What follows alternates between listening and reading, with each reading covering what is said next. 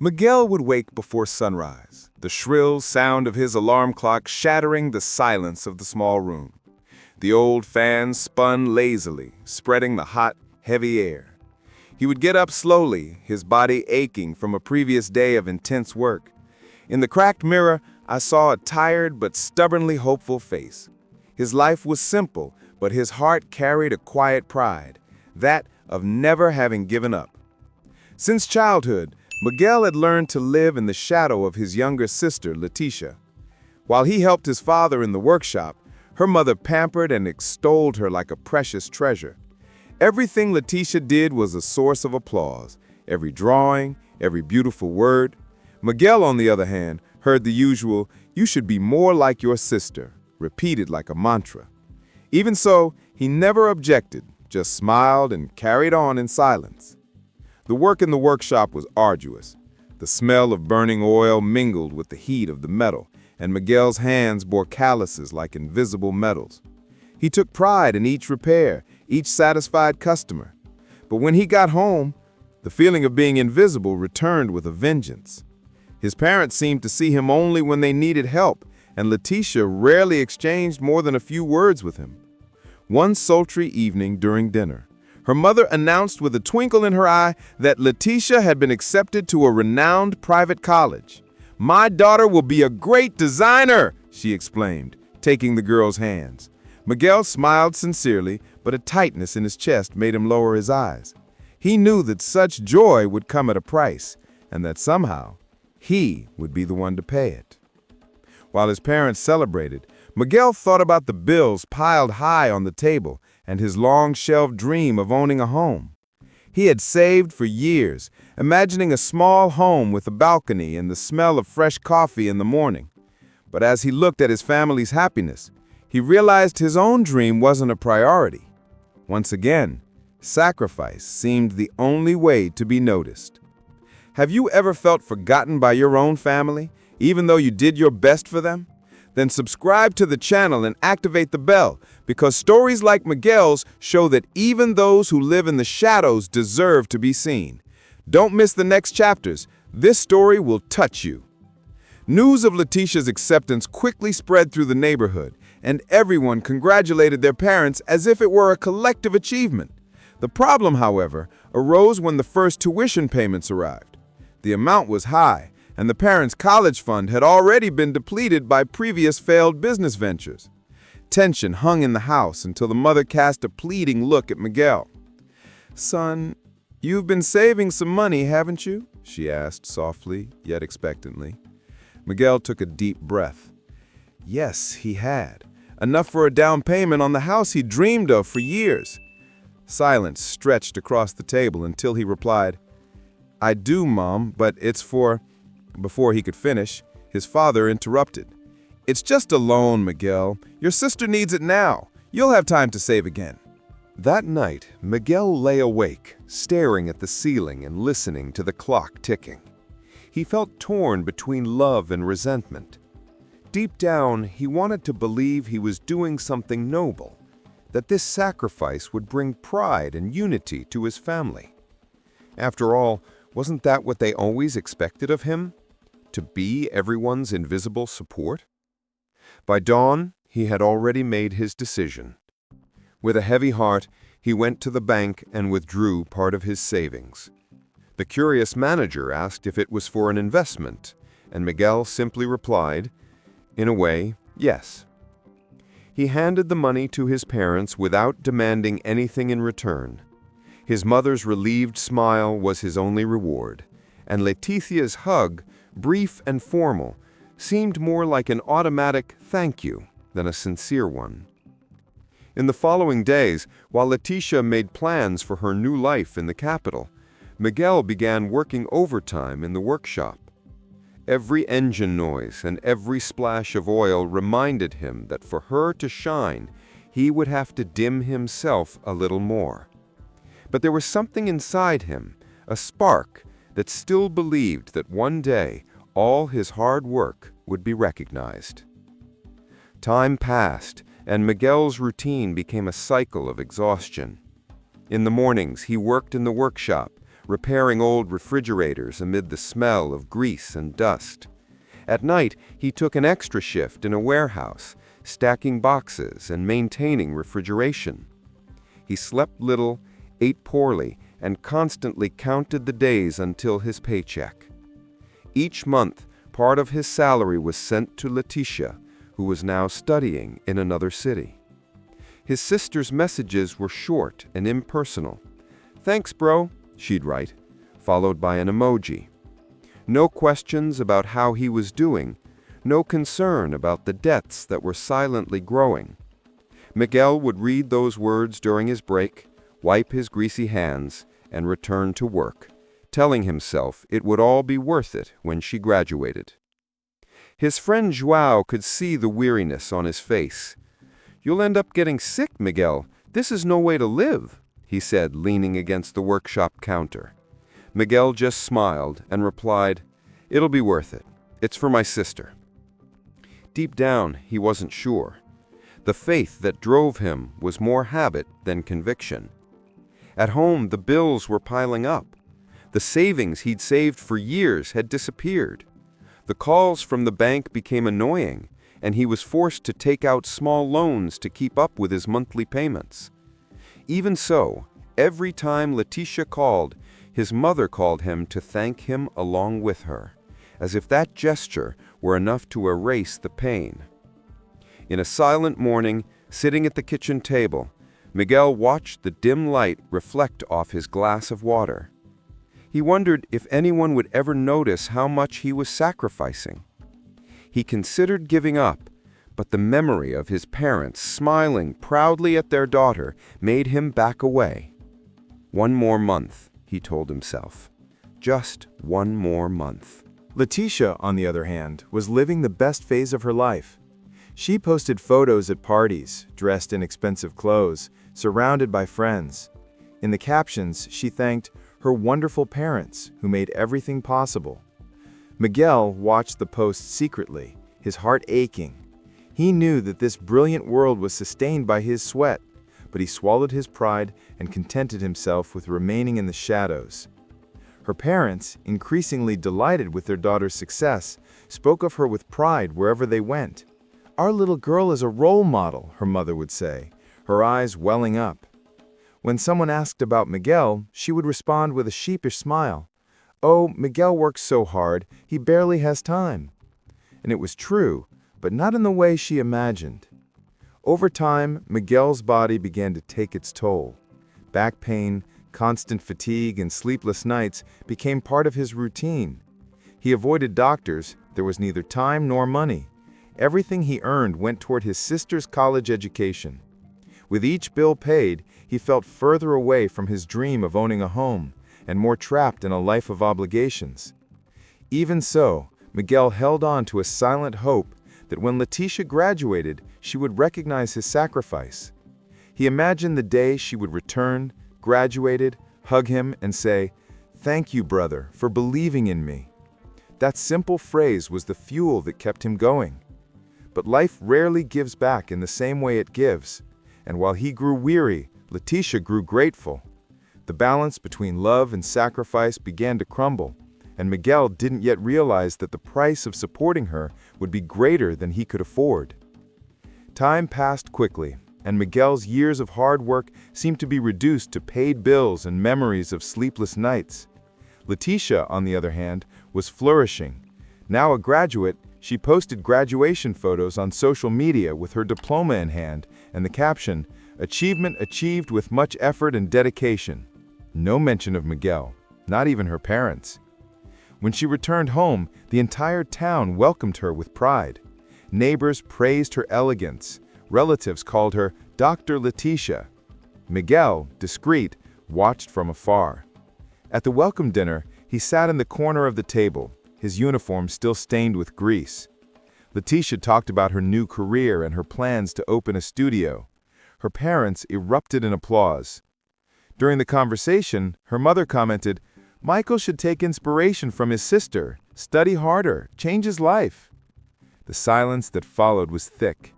Miguel smiled slightly, but inside he felt a lump in his throat. Joan, present at dinner, tried to lighten the mood by saying, "Everyone has their own talent, Mrs. Rosa.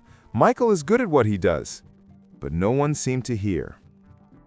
In the following days, Letitia was barely home. She began working at a designer store and attending social events.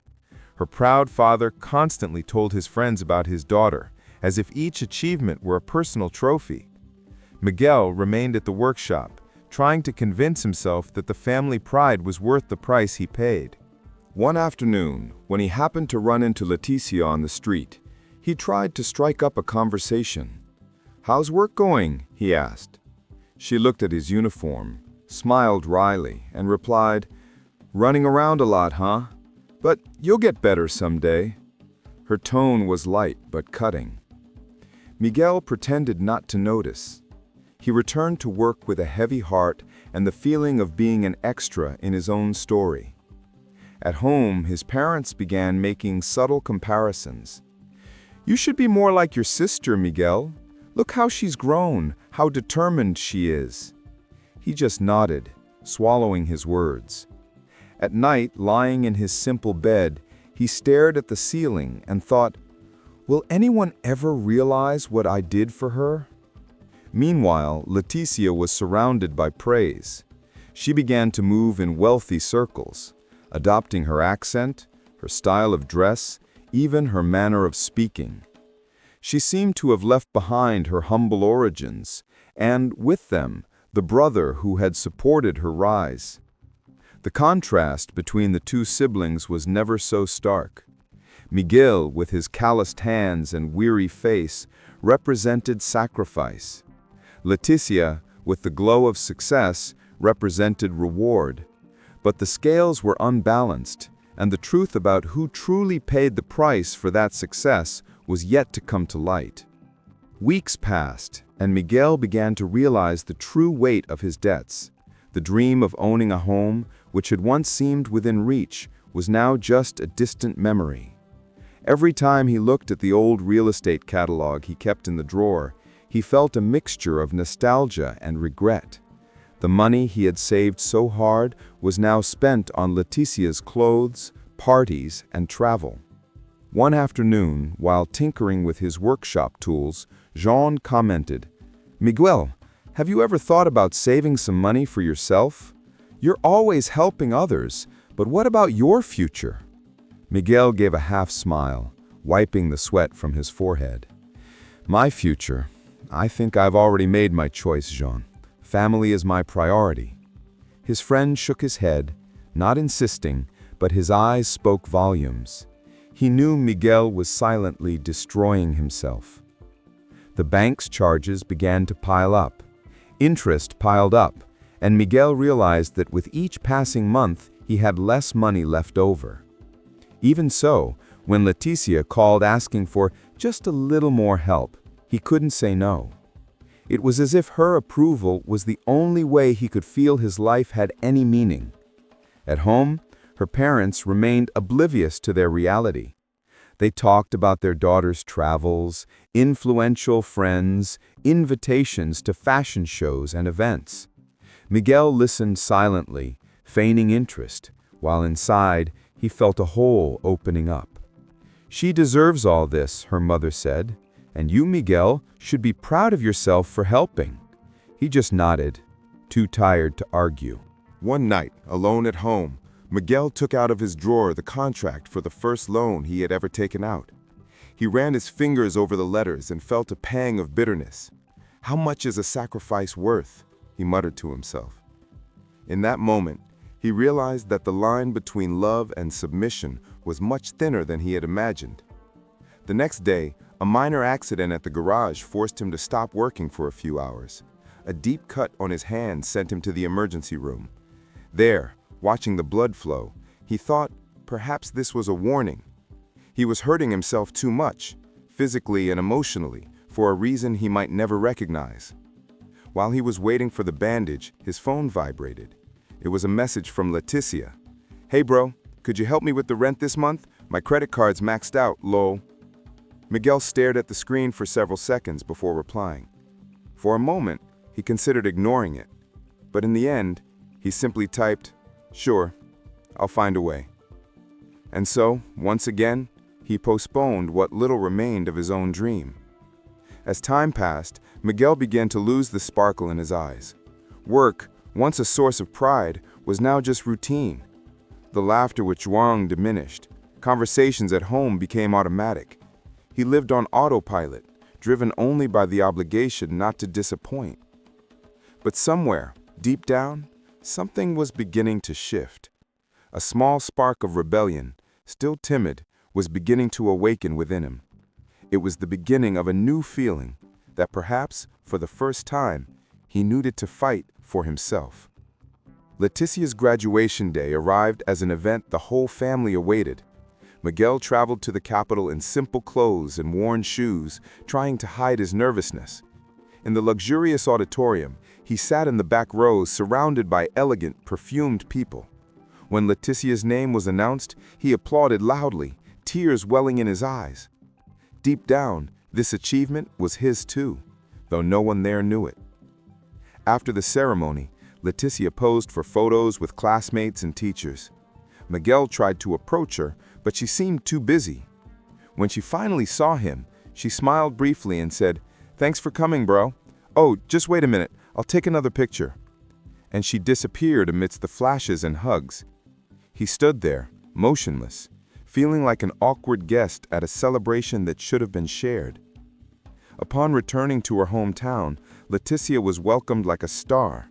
Her parents hosted a dinner in her honor, attended by family and neighbors. "My daughter, the graduate of the family," her father said proudly. Miguel arrived late, straight from work, his workshop uniform still dirty. When he entered, everyone was already toasting. "You should have dressed better, Miguel," her mother commented quietly. He simply nodded and sat in silence. During the dinner, Leticia talked excitedly about her plans. She wanted to open a studio, travel, maybe even work abroad. "It'll be a new phase in my life," she said, her eyes shining. Miguel watched, torn between pride and the feeling of being left behind. He tried to join in the conversation, but his words were drowned out by the excitement of the others. Zhang, who had been invited out of courtesy, noticed his friend's discomfort. "You should be proud, Miguel. Not everyone would do what you did," he whispered. Miguel smiled without conviction. "I'm proud, Zhang. I just don't know if I have any joy left." The phrase echoed in his mind, heavy and true. In the following days, Leticia began to flaunt her new life. He bought expensive clothes, posted photos in upscale locations, and spoke with a tone that blended arrogance and superiority. The parents, blinded by their charm, fed their daughter's ego and seemed to completely forget about their son. To them, Miguel was just a hard-working brother. One evening, on his way home from work, he passed an elegant restaurant. He saw Leticia sitting with friends, laughing loudly, dressed in an expensive dress. The contrast between her and his reflection in the window, covered in grease with a tired look, hit him like a punch. In that instant, he understood he wasn't part of the same world she had helped build. At home, he went to bed without dinner. The distant sound of his sister's laughter still echoed in his mind. For the first time, he felt something new, a bitter resentment mixed with a deep desire for change. He didn't know it yet, but that feeling would be the starting point for the most important turning point in his life. Months after graduation, Leticia announced her engagement to a young businessman from an influential family. The news was a source of pride for her parents, who saw their daughter's marriage as a confirmation of her success in life. Miguel, although outwardly happy, felt a twinge of unease. The invitation came with a subtle requirement that he present himself well so as not to embarrass his family in front of the high society guests. Miguel bought a simple but new outfit, spending what he barely had. He spent the week adjusting his jacket and practicing smiles in the mirror. Deep down, he hoped this event would be a fresh start, a chance to finally be seen with pride. When the big day arrived, The ballroom was dazzling. Hanging lights, expensive arrangements, soft music. Miguel entered alone, discreetly, and sat in the back, observing the parade of elegance. During the ceremony, he saw his parents emotional and Leticia beaming. Miguel's heart sank. Despite everything, he still felt love for his sister. When it was time for the speeches, he stood to congratulate her, but before he could speak, Leticia grabbed the microphone. Laughing, she told an anecdote about her childhood. Miguel was always so hard-working, but he never had any luck. He still works fixing refrigerators, poor thing. The hall laughed.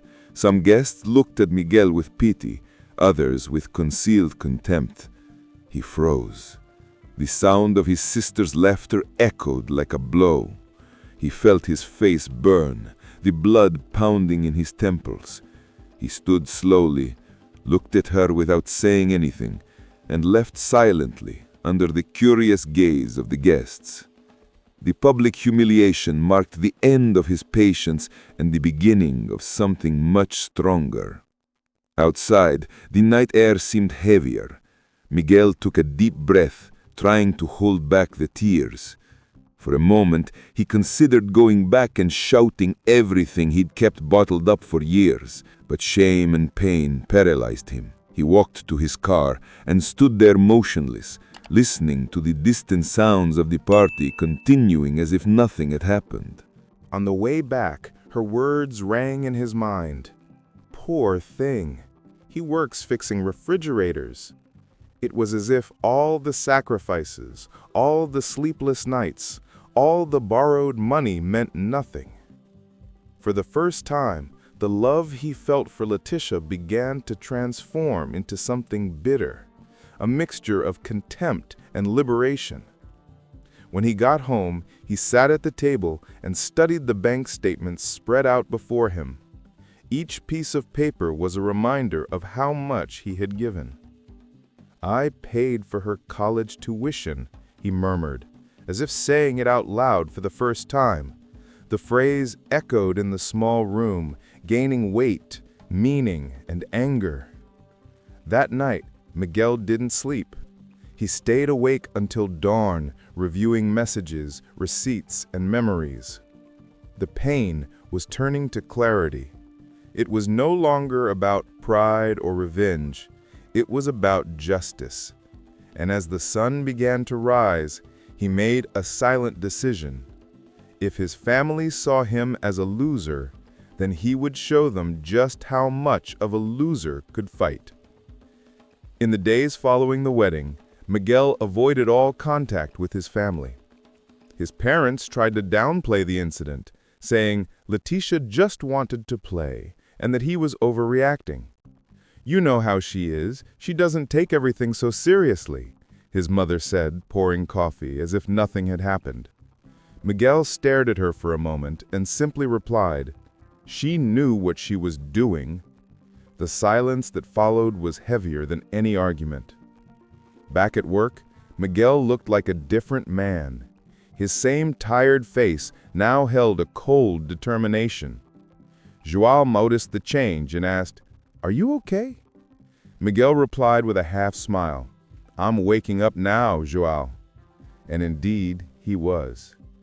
The humiliation of the wedding had broken something inside him, but it had also released something new, the courage to fight back. One sleepless night, he spread out on the table all the bank statements and receipts of transfers made over the years. Each document was a piece of the puzzle that proved how much he had supported his sister's education. He made an organized folder, dating and cataloging everything precisely. Anger now had form, and silence gave way to strategy. He decided to visit the bank to get copies of his old loan agreements. The manager was surprised. "You still keep all those papers?" Miguel simply replied, "Now they have a purpose." As he left, the wind outside seemed different. For the first time in years, he felt like he was in control of his own destiny. At home, he found a keepsake box filled with old letters and cards. In one of them, Letitia had written, "Thanks for everything, bro. I promise I'll pay you back one day." Miguel read the sentence several times. That unfulfilled promise would, ironically, be what would begin his liberation. In the following days, he searched for information on how to proceed legally. Juan, concerned, asked, "Are you really going to do this? Sue your own sister?" Miguel looked at him firmly. "She called me a loser, Juan. I just want to show that I never was." The decision didn't come without pain. Part of him still longed for an apology, an attempt at reconciliation. But every memory of her laughter, every word of contempt, weighed more heavily than any blood bond. "If I let this go," he thought, "I'll never respect myself again." As he organized his documents, he felt a strange peace. For the first time, he wasn't fighting for anyone but himself.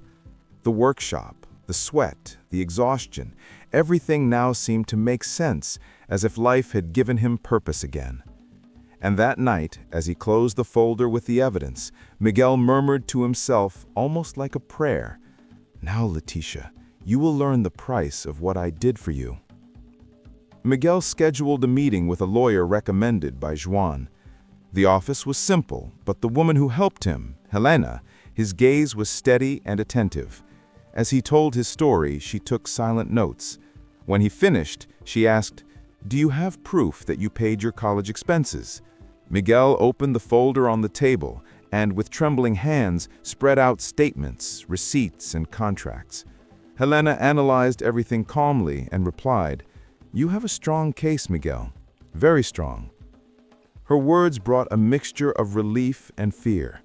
He had never imagined suing someone in his own family, much less the sister he loved so much.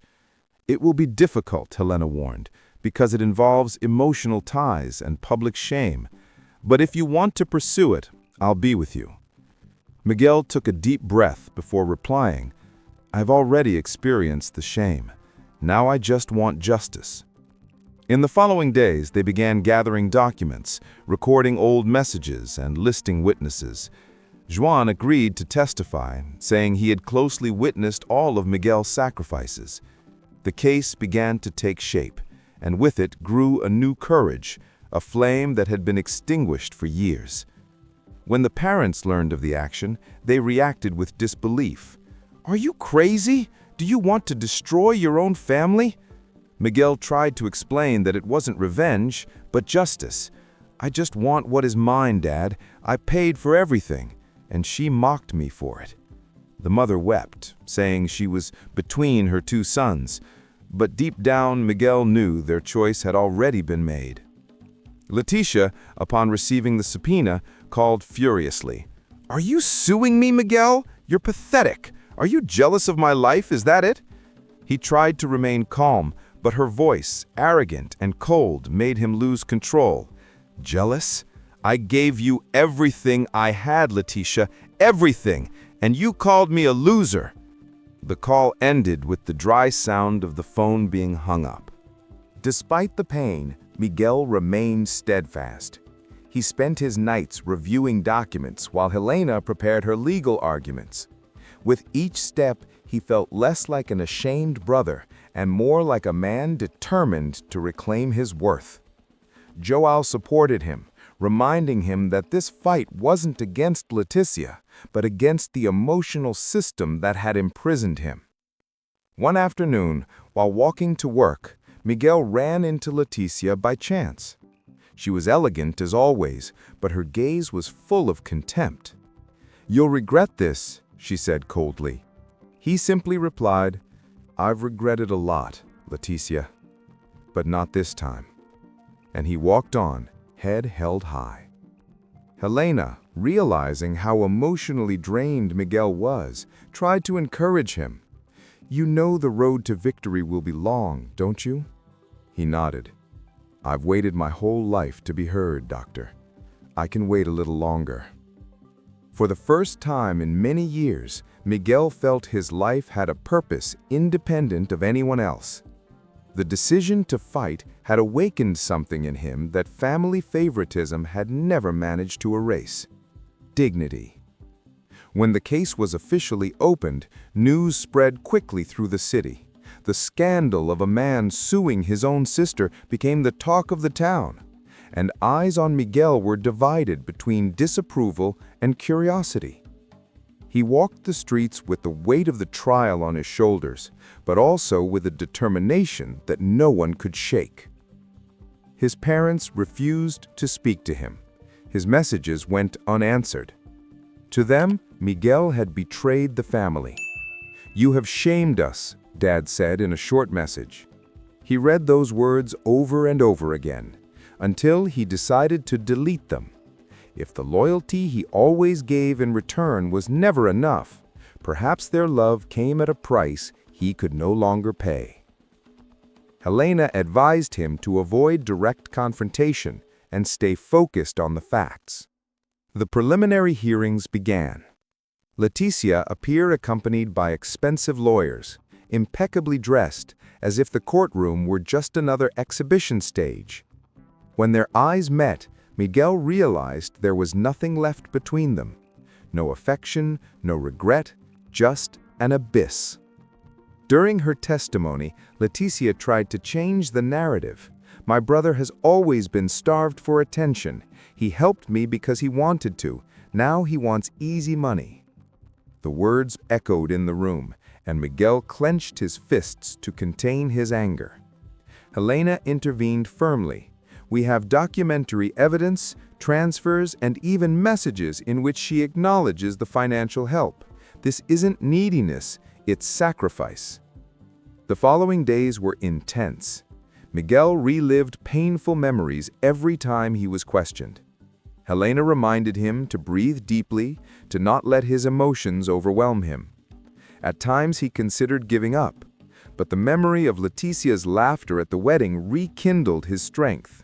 "She humiliated me in front of everyone. Now she'll have to listen to me in court." The local press began covering the case, portraying it as a dispute between brothers over a debt of love.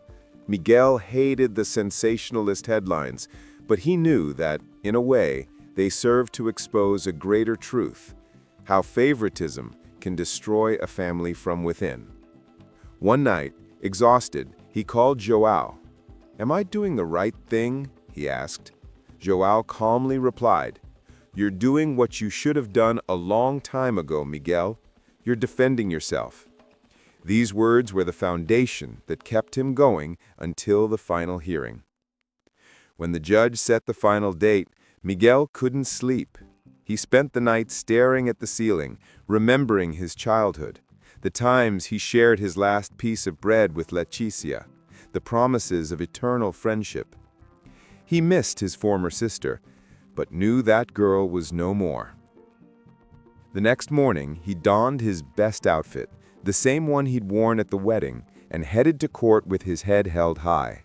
No matter the outcome, he'd already won by refusing to remain silent. The courtroom was packed. Miguel and Leticia's case had aroused curiosity throughout the city. In the back of the room, whispers mingled with the sound of Helena's firm footsteps, carrying a briefcase full of evidence. Miguel entered, his heart racing. He sat silently, trying not to stare at his sister, who seemed indifferent, elegant, and cool, as if she were above it all. The judge opened the session with a calm but firm voice. Helena was the first to speak. She spoke precisely, describing every bank transfer, every loan agreement, every message in which Leticia asked for money. For years, the plaintiff supported his sister's academic dream, believing that family support would be recognized. In return, he received public scorn and debt. The words echoed with weight, and even the murmurs ceased. Leticia, on her part, maintained her arrogant tone. "He did it because he wanted to. I never asked for anything officially. He was always a needy wretch, wanting to feel important." The judge raised his eyebrows and asked for silence. Then Helena presented what she called the definitive proof. a series of messages in which Leticia explicitly thanked him for the tuition fees and promised to make everything right after graduation. The judge asked Leticia to confirm whether the messages were hers. There was a brief silence. She tried to deny it, but the dates, bank records, and authenticated screenshots left no room for doubt. Her lawyer tried to intervene, saying they were acts of affection, not a contract. Helena responded firmly, "Affection does not cancel a debt when there is an intention to repay." The air grew thick. Miguel watched with a heavy heart, torn between relief and sadness. This legal victory was also an emotional wound. He saw his sister lower her eyes for the first time, not out of regret, but out of shame. The judge adjourned the session for a few minutes, and Miguel stepped out into the hallway, breathing deeply. Outside, João was waiting for him. "It's going well, man. The truth is coming out." Miguel nodded, but his teary eyes betrayed the weight of it. "Funny, John. I spent my life wanting her to look at me with respect. And now that she finally does, it's out of fear."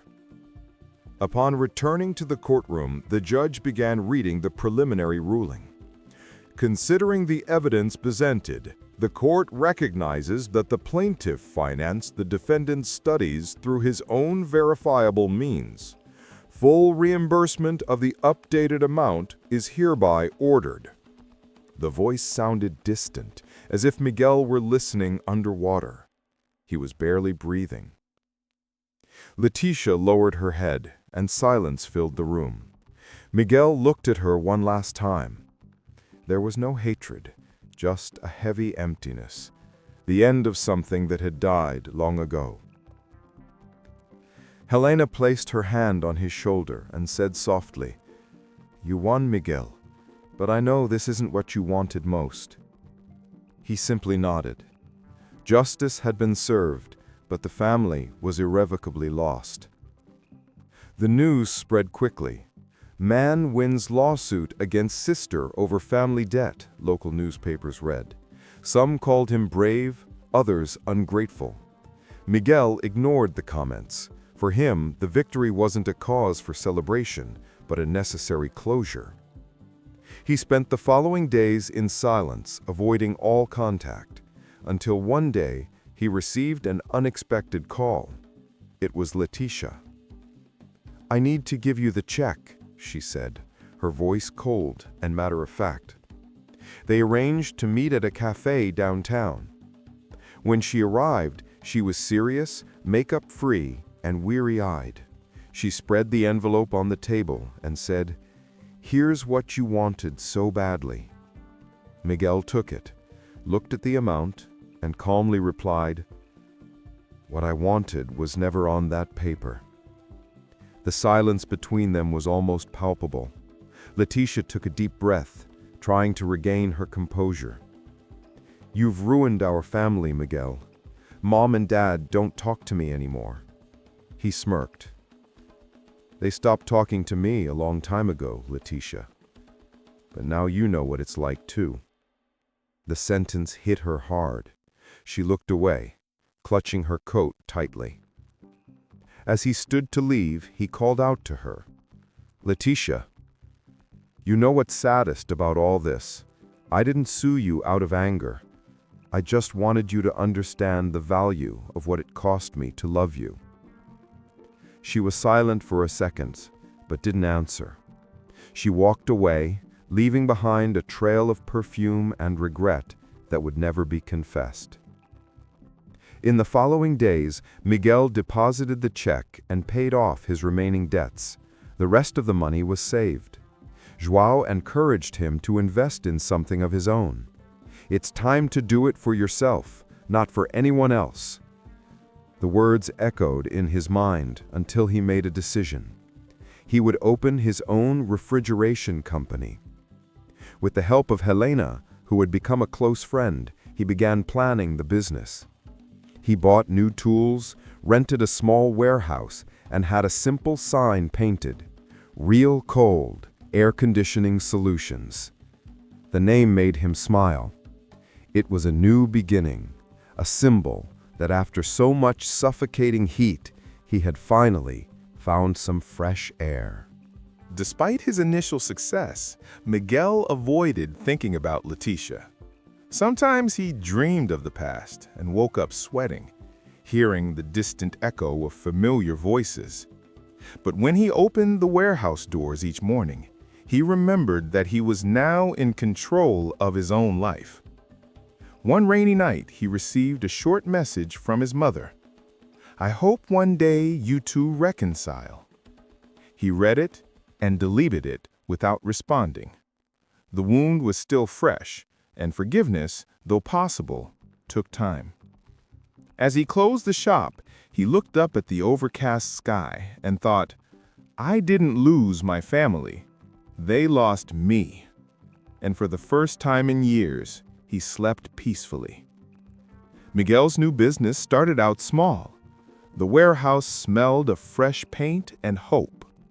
For the first few months, he personally served customers, made repairs, and handled paperwork. Joao helped him with deliveries, and Helena guided him through the finances. "You have good instincts, Miguel. You just needed someone to remind you that you deserve to succeed," she said with an encouraging smile. The first contracts came through referrals. Miguel's reputation as an honest and efficient technician spread quickly. Each payment he received was more than just money. It was a symbol of autonomy. For the first time, he earned something without having to bow to anyone. The modest workshop soon transformed into an organized space, filled with new tools and renewed confidence. Helena began visiting him frequently, helping with the expansion of the business. Their conversations went beyond work. They talked about life, choices, and the weight of family expectations. One afternoon, she asked, "Do you miss them?" Miguel replied after a brief silence, "I miss who I thought they were." The friendship between the two grew naturally. Helena admired Miguel's humility and strength, and he found in her a serenity he hadn't seen in a long time. Sometimes they exchanged silent glances that said more than any words. Still, Miguel avoided giving in to new feelings. His heart still bore the scars of his family. One morning, he received an unexpected visitor, his father. The man looked older and haggard. "I came to see how you are, son." Miguel received him in silence. They spoke little.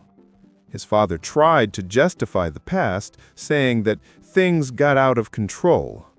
In the end, he simply replied, "I don't want to blame anyone anymore. I just want to live in peace."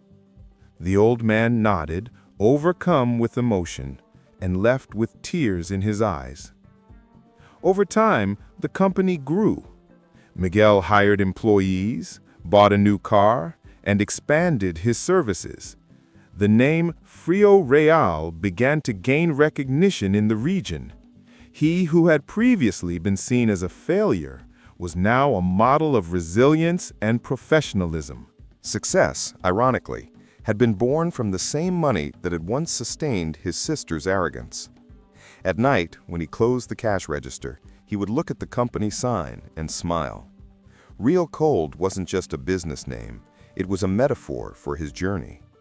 After so much suffocating heat, humiliation, and anger, he now experienced a good cold, one of calm and lucidity. Helena remained present, and little by little their relationship grew more intimate. An unpretentious dinner became routine, and a handshake became a habit. Miguel, still wary, confessed, "It's been a while since I trusted anyone." Helena replied sweetly, "Then start slowly, I'll wait." The days passed peacefully. Miguel no longer carried the weight of the past with the same pain. He still thought about his sister, but without rancor, only with the serenity of someone who understood that some people don't know how to love, only how to receive. And, without realizing it, Miguel began to live what he had always dreamed of: a simple, honest, and finally free life. One afternoon, Miguel received an unexpected call. On the other end, a hesitant voice. "Hi, it's Leticia." He was silent for a few seconds. "What do you want, Leticia?" She took a deep breath. "I need to see you. It's important."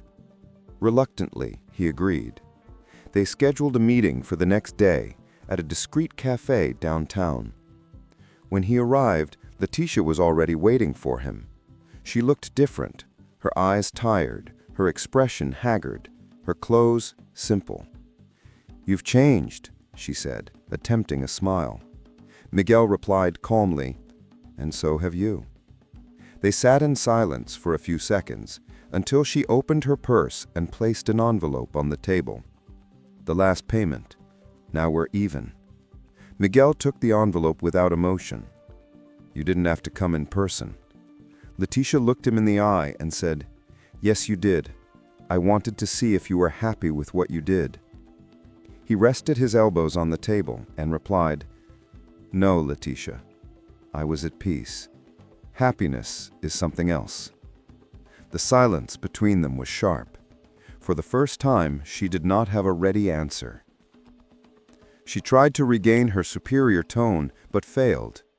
"You destroyed our family." Miguel shook his head.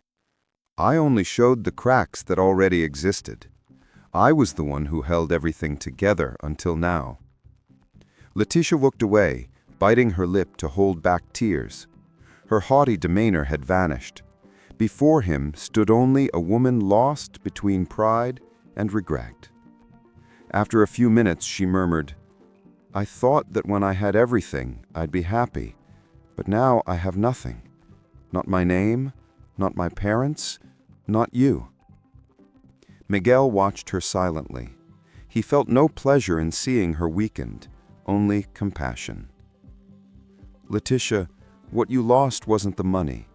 It was the chance to be true to me, and time can't give that back." She tried to smile, but her teary eyes betrayed her. "Will you ever be able to forgive me?" Miguel took a deep breath and replied, "Forgiveness doesn't depend on me, Leticia. It depends on you forgiving yourself first." He stood up, leaving the envelope on the table.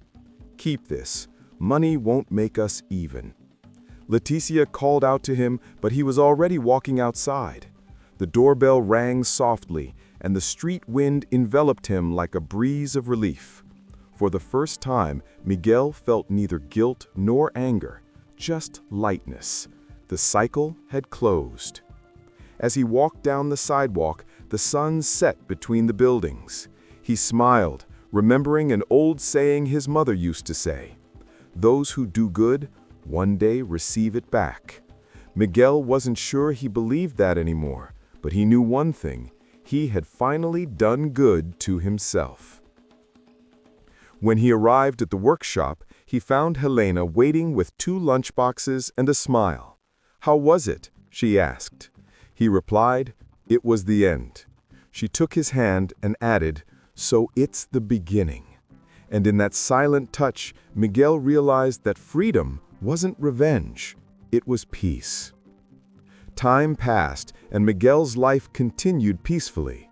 The company prospered, and he now owned a small empire built on honesty and persistence. The initial warehouse had become a modern technical center, with uniformed employees and a loyal clientele. Sometimes he looked at it all and thought, who would have thought that my failure would be the beginning of it all? The old wounds had healed. The resentment that once consumed him gave way to serenity. Over time, his parents began to seek him out again, shyly, embarrassed. Mom showed up one day with a cornmeal cake, just like she'd made when he was a child. "You always liked it, my son," she said, her voice breaking. Miguel hugged her without saying a word. Forgiveness didn't require words, only maturity. Leticia, on the other hand, disappeared for a while. I learned from acquaintances that she had moved to another city and started her life over. I felt no anger, No desire for revenge, only hope that she had learned from what happened. After all, the real reckoning wasn't about money, but about character. One night, Miguel was closing up shop when his cell phone vibrated. It was an unknown message. "Hi, Miguel. This is Letizia. I know I don't deserve this, but I wanted to thank you. You made me see who I was. I hope you're happy." He read it several times without responding. Then he deleted the message, looked at the company sign, and smiled. Sometimes, silence is the most honest answer someone can give. Helena, now his life partner, entered the office and found him pensive. "Is everything okay?" she asked, approaching. Miguel looked at her and replied, "Yes, I am. I was just remembering the past, but it doesn't hurt anymore." She smiled and took his hand. "So you won." And he replied simply, "Yes, but not by winning, by not losing." On weekends, Miguel would often visit João, who now lived on a farm. He would sit on the porch, drinking coffee and laughing over old stories. "Remember when you said you were going to fix the world starting with refrigerators?" João would joke. Miguel would laugh. "It seems to have worked. At least I fixed my world." With each passing day, Miguel learned that success isn't about money or status. It's about peace. The respect he so desperately sought in his family, he found within himself. And this discovery was worth more than any diploma, any party, any applause. One afternoon, as he was closing the workshop, he saw a boy of about 17 watching him curiously. "Are you the owner here?" he asked. Miguel smiled. "Yes, I am. Do you want to learn a trade?" The boy nodded excitedly. "Then come tomorrow. I'll teach you. Life, after all, always gives back what you give." As the sun sank below the horizon, Miguel looked at the reflection of the sign in the window, "Real cold," and he thought about how much that name symbolized his journey. The chill of contempt had turned into the chill of freedom. And deep down he knew, true justice isn't punishing those who hurt you, but building something beautiful from the ruins of what they destroyed. With one last look at the sunset, Miguel whispered, "Thank you, life." And this time, the silence wasn't empty. It was fullness. And you, what would you do if you were Miguel? Would you hold a grudge or seek peace? Leave your comment below and subscribe to the channel so you don't miss any real and moving stories like this one. Because here, each story is a mirror, and maybe the next one will be yours.